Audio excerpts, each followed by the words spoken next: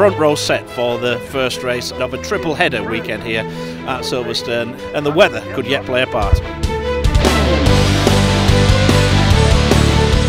Well, coming into Silverstone, really, even though nobody was confirmed, I think everybody expected Shaky Byrne, Leon Haslam and Peter Hickman to be quite safe in the top 3 spots. So it was all about what went on behind them. But personally, I always felt that O'Halloran and Brooks would have enough here at Silverstone to see them through.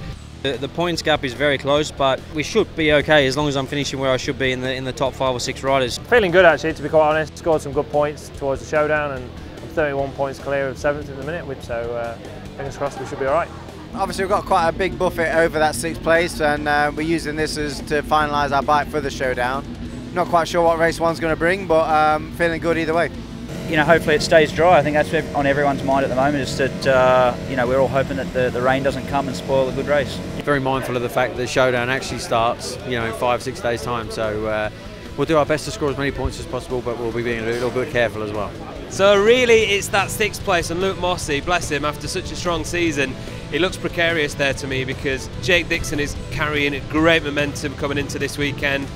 He's got the speed, as we've seen all season, and of course Christian Idden goes well around Silverstone as well, as does the BMW. So to me, I think that 6th place there with Luke Mossey, it's so tight, it's going to be really interesting, but I think it's a 3-way fight for 1 showdown spot. Can't wait to see what happens.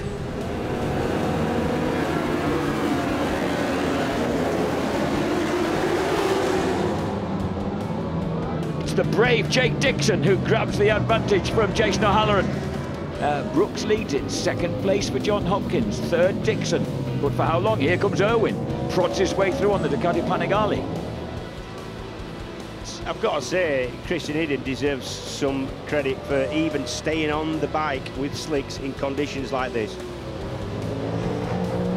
And here comes Dixon, he's trying to move up the inside of Mossey. He's going to steer the JG Kawasaki wide. Mossey glances across, can't do anything to defend that. So that means Mossey drops to 172, O'Halloran's on 182, because he is now in 12th place. 187 for Josh Brooks with plus 20. It's like the Krypton factor, isn't it? Yeah. Jake Dixon beats Luke Mossey and looks triumphantly over his shoulder. They have finished 4th and 5th. Luke Mossey is just 3 points ahead of Jake Dixon, and also only 9 points ahead of Christian Idden. We finished 5th yesterday, and you know, we was over the moon with that. You know, if we can get a couple of them today, you know, that might just be enough for us to get in the showdown. We went with an inter front and a slick rear, so it turned out that it wasn't the way to go with the track. You know, I lost a little bit of ground in the showdown hunt, but it wasn't horrendous. You know, it could have gone either way. To be fair, I'm not even going to think about it. It'll be what it'll be at the end of the day. I'm just going to race 2 solid races, and at the end of it, if we're in there, it's a really good job, but there's a lot of hard competition out there, so we'll just get our head down and see where we're at. Great start by Shaky Byrne, he leaps out of the blocks. Dixon got a good start as well from the 4th row. Yeah, it's Mossey that's dropping back, and Dixon that's kind of holding station in 10th, and that's going to do his showdown chances no harm at all. Considering Idden's not very happy with the feel of the BMW in the dry, he's riding a remarkable race in 4th place. But it's amazing, you know, when you get away with a group and you're in the group and there's a bit of mixing up going on there, it's amazing what you can kind of get away with or just forget is happening to your bike. Jake Dixon in 9th place. Lee Hardy said they were desperately praying for dry weather for the racers, because Jake confident in the dry but not so much so in the wet. And oh no, that's Sean Winfield's Yamaha, that's blown up. Well, what a desperately unfortunate conclusion to the race. The red flag goes out, and then look at this. Mossey 176, there's the wicked red line. Dixon 176, Idden 172.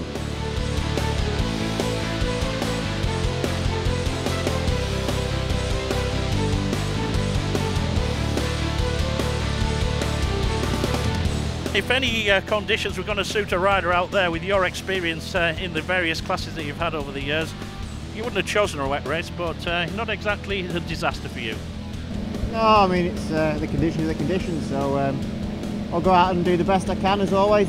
Yeah, I know what I've got to do, and that's obviously to beat Christian and Mossey, so yeah, we'll see what we can do. If it'll be what it'll be at the end of the day. If it's meant to be, it'll be.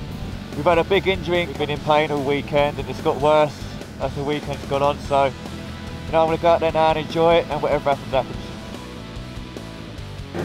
This is it then, folks, the last race before the showdown commences.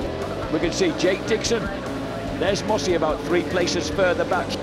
Christian is moving through on the inside of Sylvain Guintoli. He loves these conditions, I expected him to be quick. 185 points for Iden, 184 for Jake Dixon. How close do you need a good... And that's Mossy's down. So Mossy is out of contention. And that's John Hopkins going down. This is getting horrible. They are going to call this, I'm fairly certain. Dixon is in 5th place, Iden in 2nd. He's got to go. He's got to go a long way if he's got to go, mate. Yeah. If he gets past Tommy Bridewell into 4th place, that's worth 13 points. It's not enough, surely. Still not enough. 2 minutes 31.7, Jake Dixon's fastest lap of his race as he comes up inside Tommy Bridewell. And does he manage to make a move on the lad from Devices? He does. Oh, Iden's gone down! Christian Iden spins off the Tyco BMW, and that's all over. Christian Iden does it. Jake Dixon goes past. Iden, how desperately unlucky is that? Christian Iden's fallen. The red flag we think has come out, and Jake Dixon against the odds. We didn't think that he was going to be able to deal with these conditions, but boy, he's proved us wrong. He's done it, and he's finished in 3rd place and earned himself a place in the showdown.